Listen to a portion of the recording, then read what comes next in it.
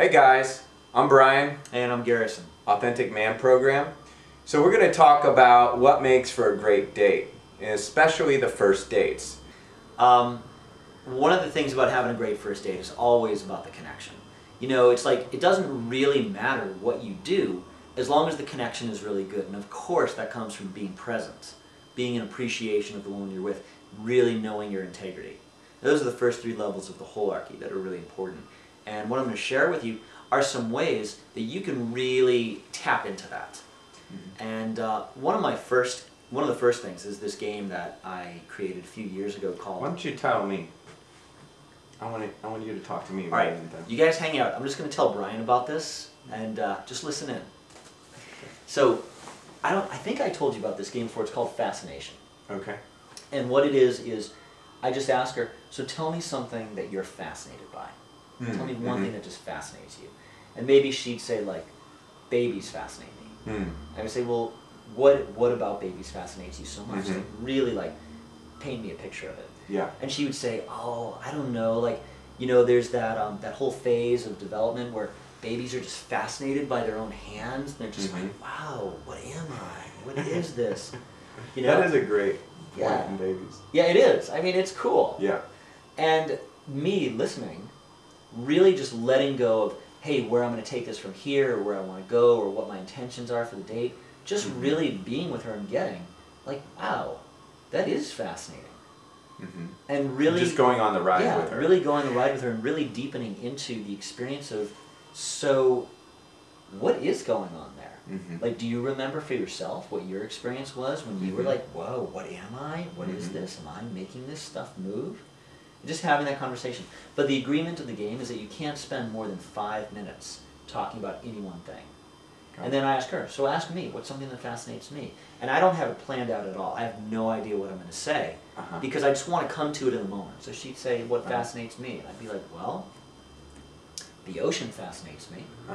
It's like the biggest body of anything on the entire planet. We don't even know how deep it goes. I mean, it amazes me. And it's great to even get vulnerable, because I realize the ocean, it fascinates me, but at the same time it scares me. Yeah. It's so dark and deep and mysterious, and it's just, like, I remember we did a corporate retreat a few years ago, where we took all of Authentic SF and AMP to Hawaii. Yeah. What was the... Hawaii? No, we did the Big Island. The Big Island. It wasn't Oahu. No, they just call it the Big Island. It was the big one. And we did this thing where, and this would probably actually be a part of my story about what fascinates me. Right. So we went snorkeling. All of us went snorkeling. We're like swimming with dolphins. It was really cool. And the captain of the ship did this one thing where he took us 3 miles off the coast. And he said, okay, you see those mountains out there in the distance off on the land? Those mountains are 3 miles away from here. And as far as those mountains are away from here is as deep as the water is here. And it was just this... I remember that. Yeah, it was just this feeling of like, oh my God, the water is that deep. Like, I couldn't even comprehend how incredibly deep that was. And so what we did together was that everybody at Authentic SF, all the guys, all the women, we decided we were going to go skinny dipping, snorkeling. We jump in, and what we decided to do is, how much can we just let go into that depth, into that emptiness? And it was so humbling and intimidating and vulnerable, and it was just an amazing experience in really getting the depth and the power and the enormousness. I remember putting on the goggles and just looking into the darkness. Like, it was like you could see shafts of light coming from the sun down through the blue water, and then just kept going. Oh yeah.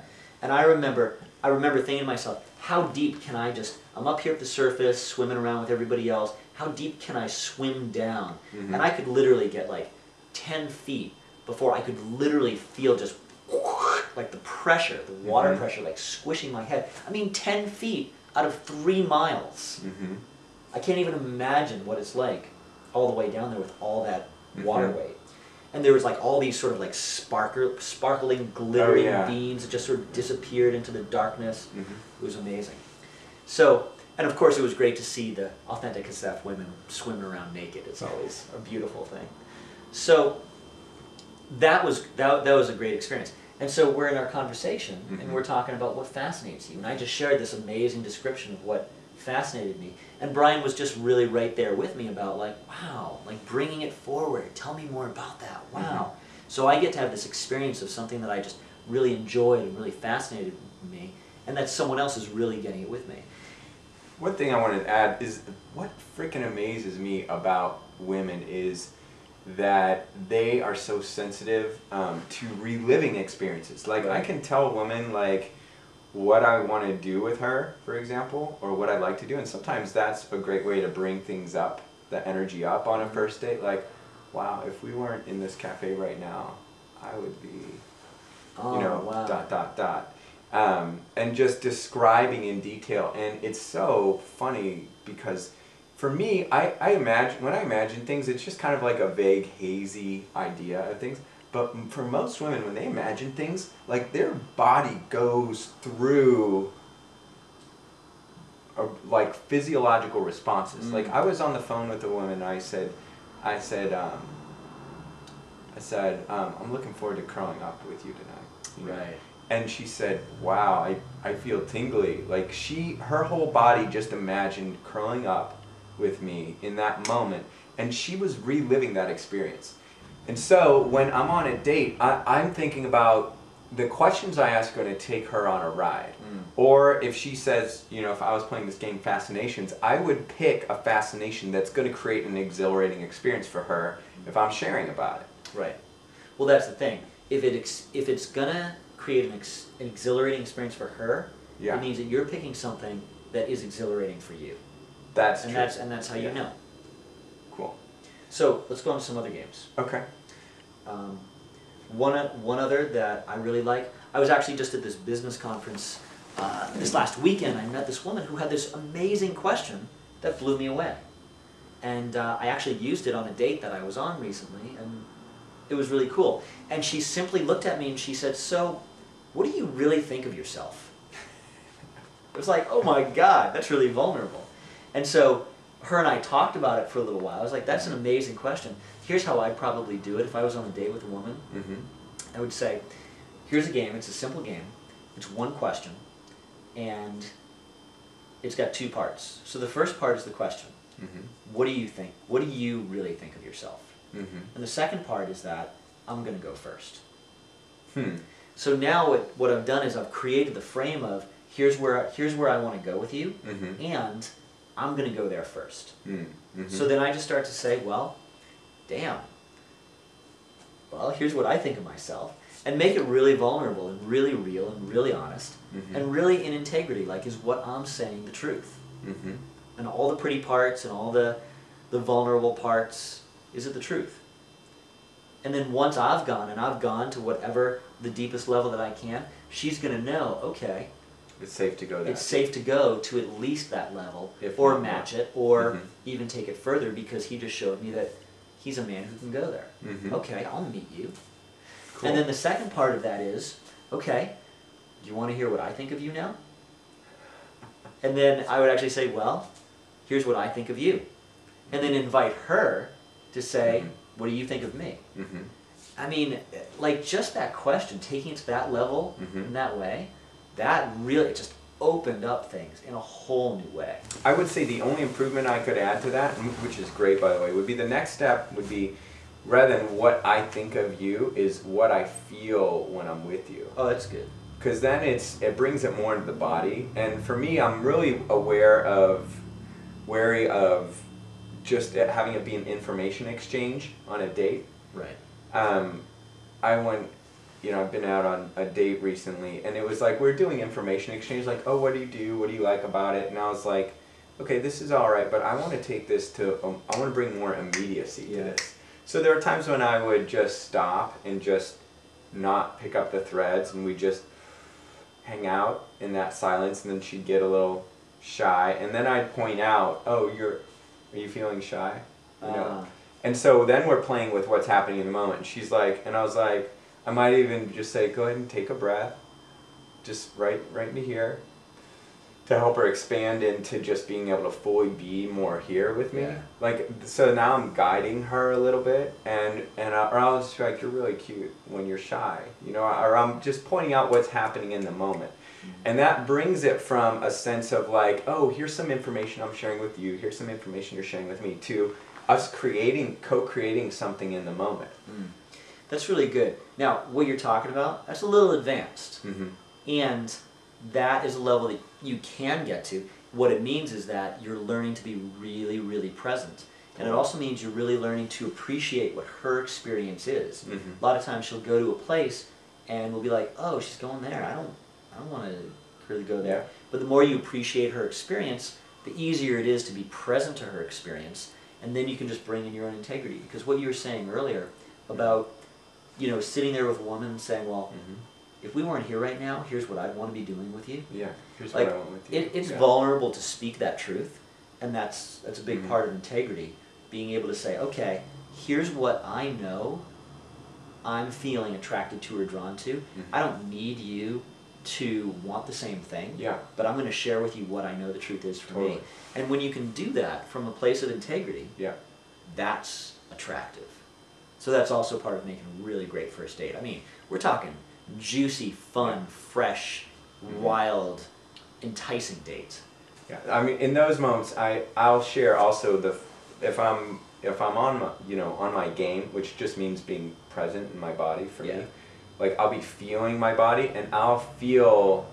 It's like we'll be tuning forks, right? And I'll feel her response. So I'll feel like we'll just sit in silence, and I'll just allow that intensity to expand, and then I'll just share what I'm feeling. I'm like, wow, I'm noticing like stirrings right here, and I just felt my heart start beating a little faster just now. Like, just in a moment, just giving her my experience. And usually she's like, me too. Like, she's usually, because we're tuning forks, right? Like, I'm just tuning into what's going on in her body as well. So our bodies start resonating together. Totally.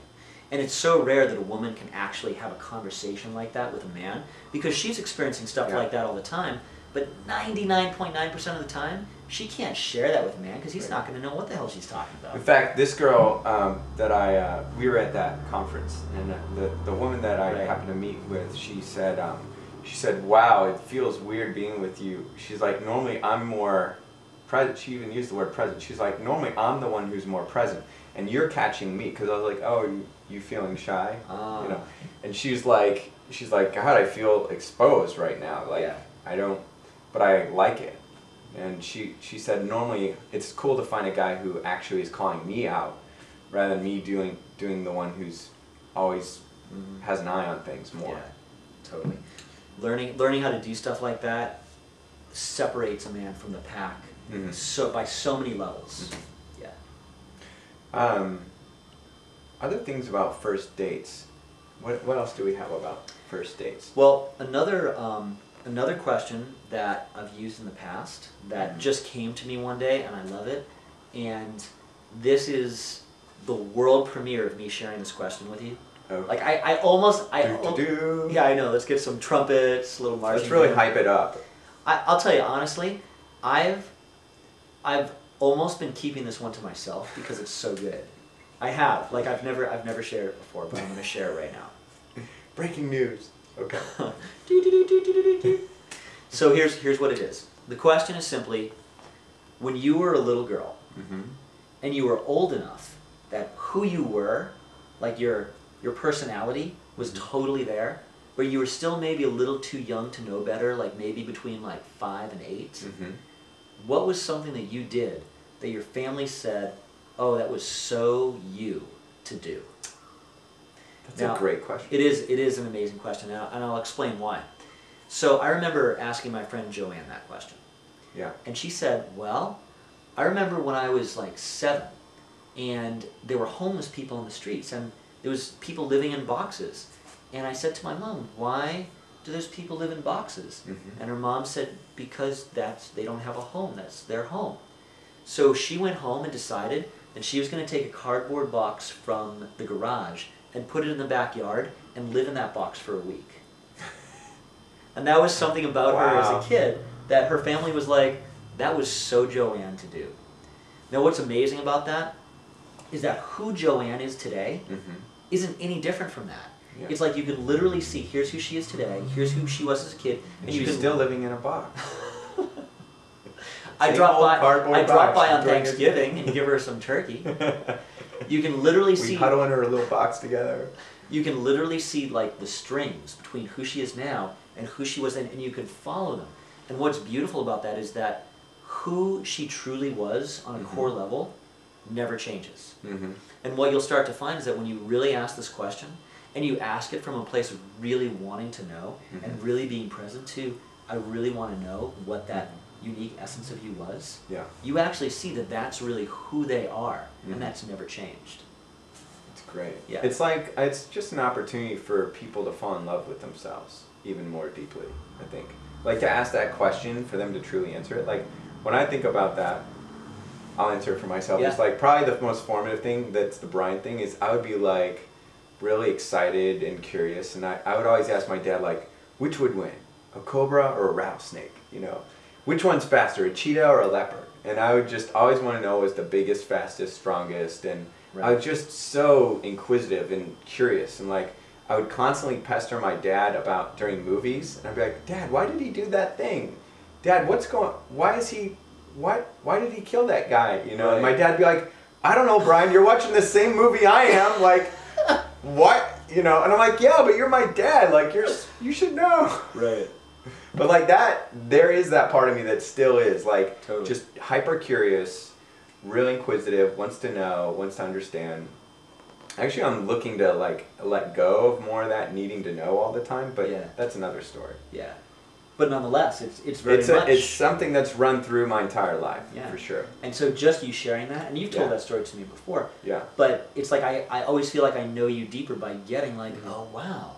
Like you can actually feel the depth and the connection with the person through asking a question like that. Cool. So it's a lot of fun. So if we were to summarize here, it seems like it's about time to wrap this puppy up. A couple things you can do is take into consideration on the first date. You know, a lot of guys give like, take her to the bowling alley, or take her to a coffee shop, or go for a walk on the beach. But really, under all that is the quality of the connection. That's what she's looking for, is what kind of a visceral, somatic, bodily, emotional experience are you creating for this woman? And consider that you're sculpting a ride for her in that regard. And it might mean you decide to set up a series of little Insta dates, as they call them. Like, you might say, like, we're going to go to a coffee shop and have a rare exotic tea that I'm fond of, and we're going to taste that, and then we're going to go for a walk to my favorite tree in Golden Gate Park. Or, like, for me, I would take the girl I was dating in high school, like, there was nothing to do in Missouri, and we were underage, so I just took her to the old abandoned rock quarry. Well, that had all the graffiti on the walls, beer cans. And but it was like a big hole in the ground. And like someone's old mattress, Yeah, we just lay on this piece of rock, and there was just a big hole in the ground. At nighttime, there was like all the crickets out, and it was like a hot summer day. That's nice. Yeah, but we jumped the fence, and we heard this smashing noise, and when we got back to the car, somebody smashed open the window and taken her purse out. And that was like our second date. So maybe abandoned rock quarries aren't the best place for a first date. I don't know what the moral of that story is. I was kind of wondering myself. But I'm saying that depending on the quality of the experience you want to create, consider it from an emotional point of view. Whether it's a series of external things you're doing, you might spend time crafting the places you're going to go, or you might spend some time thinking about some questions. And Mark Lewis, a friend of ours, always said, if you spent 2 hours or spent even a fraction of the time that you're going to spend on the date preparing for the date, whether it's like, I've got some good questions I want to ask that are going to take her on a ride, or you plan, A and then B and then C, those points pay off. I also set intentions before my dates. I may even write them down. You may think that's geeky, but for me, that takes the quality of the experience that I have, it skyrockets it. Setting an intention before your date is huge. And an intention simply looks like we laugh, connect, and really enjoy each other deeply. Yeah. And that's just setting like one sentence And all you have to do during your date is just hold that intention in your mind and just relate to everything through that intention. And that's a really great way of deepening that. Because no matter, for example, no matter where things go off in the evening, as long as you hold that intention in your mind, you keep directing yourself back to that.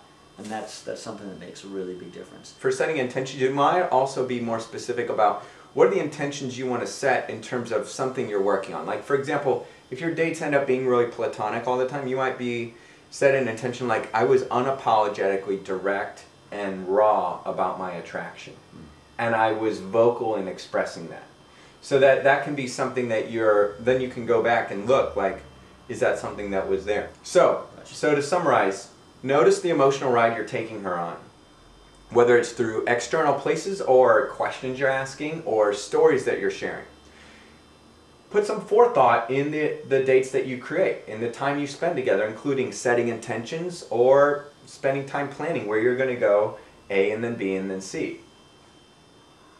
I think that summarizes it. That was good. And the fascinations game? Yeah, we got the fascinations game. We've got the... We ask something that's fascinating. What was it? So the fascination game is where you ask them, tell me something that you think is fascinating. Yeah. And then you just go back and forth. Yeah. The other game is the what do you really think of yourself game. Yeah. And then the third game is tell me about when you were young. And just watch the video. All right, here's how you say it right. Yeah, I'll just say it. Reiterate. Here's how you say it. When you were a little girl, and you were old enough that your personality, who you were, was clearly there, but you were still maybe too young to know any better, maybe between like 5 and 8. What's something that you did that your family would say later on, that was so you to do? And instead of you, say their name. That was so Sarah to do, or that was so Beth to do. And it's a great way to really draw forth, like, really who they are at their core. It's a really great way to get to know someone. And then the final piece that creates a sense of immediacy and spark throughout those moments, whether it's you're going from place to place or you just ask that question, is to share in the moment how you're experiencing her. Or like, wow, when you just shared about that childhood experience, I just saw you light up. And I felt blank in my body. And that's going to create a sense of immediacy in the moment of connection that you can carry throughout the course of the entire day. Nice. And beyond. And you know what? I want to give you guys one bonus one that I just remembered. I want to give this to you as a bonus. Great. It's called the affinity game. I don't think you know about this one. It's called the affinity game, and it's 3 questions. It's always best for you to go first, because that way they get the level that you want to play at. Okay. So the first question is, you ask me, what's something that I don't know about you? Okay. You want me to do that? Yeah, so you ask me that question. What's something I don't know about you? Let me see. Once I was in a jellyfish fight at my beach house when I was growing up, and I got hit in the eye with a jellyfish. And I've always had this thing about jellyfish, like they've always freaked me out. Oh. Alright, and the second question is, tell me something that you think we agree on. So I ask you that? Yeah. Tell me something you think we agree on. I think we agree that this is an amazing, amazing time in history. It's an amazing time to be alive. Okay. And then the third question is, tell me something that you like about me. Tell me something that you like about me. I like that you've just got this way about you that you just love to take new things on and you just plow forward and just... It's amazing. Like, I find myself sort of like trying to figure all kinds of things out and do it right, and you're just like, out of the way! And you just, like, I dig that about you, and it's really cool. Yeah. Thanks. And then so what we do from there is we'd switch, and now that she understands how that works, then we would switch, and I would say, okay, so tell me something that I don't know about you. Got it. And because I set the level, she'll probably meet that level in the same way. And then we can keep doing rounds. And if she enjoys it, okay, next round, here's something you don't know about me, and I take it a level deeper. Something I think we agree on, take it a level deeper. Something that I like about you, take it a level deeper. Cool. And it's a fun way of just continuing to sort of like circle down into what's real. And it's a great way of getting to know someone. It just totally cuts through the bullshit. Yeah. And has people get really related really fast. Cool. Yeah. I would write, maybe you even want to write these down. I write things down. I take notes. I put them in my BlackBerry before I go out on dates and stuff like that. Like, and I might just check like, oh, I had some questions for you. Let me see what they were. And I'll pull this. I'll have them handy. I don't have to be smooth or try and remember all this stuff. So it's like, tell me something I like about you, or tell me something. Tell me something I don't know about you. Yeah. Tell me something you think we agree on. Yeah. Tell me something you like about me. Got it. And then you switch. Right. And you have you share first about those questions. Yeah. Cool. You always share I think first. it's great that you're helping direct her. You're like, okay, I want you to ask me this question too. It's like setting a frame for her to just drop into. Yeah. So that's great. Yeah. The final piece is you may want to check out, if you haven't watched the Power Presence DVD set, you should watch for the numbers game. Totally. At the end, because that is a way of creating almost like tantric electricity with a woman. Oh yeah. So for the numbers game, the last time I did that, I remember I was on a date with this girl, and we were at the observation deck up at the de Young Museum, just hanging out talking, and I said, I've got this really cool game, let's play it. Yeah. And you'll see it on the DVDs for Power of Presence. And what happens is that she says a number, and what you're learning to do is have your presence be so clear and sharp that you can literally say the numbers with her at the exact same time. And I remember, we hadn't even kissed yet. And every time she would say a number, and I was right there saying the number with her, every single time, her eyes would just get bigger and bigger. And it got to the point where she didn't want to stop kissing me. Like, every time I thought you were playing the numbers game. It was the numbers game. Kissing? Every time I would get the number right, she would just like, ah! And it was like two oppositely charged magnets just pulled together. It was hilarious. Cool. I think that's a lot for you guys to play with. Post up if you're on the Inner Circle forum. Tell us what you think of this, and any ideas you have for a great first date. Maybe we'll put those in the next newsletter. Yeah. All right. Thanks a lot, guys. It was fun.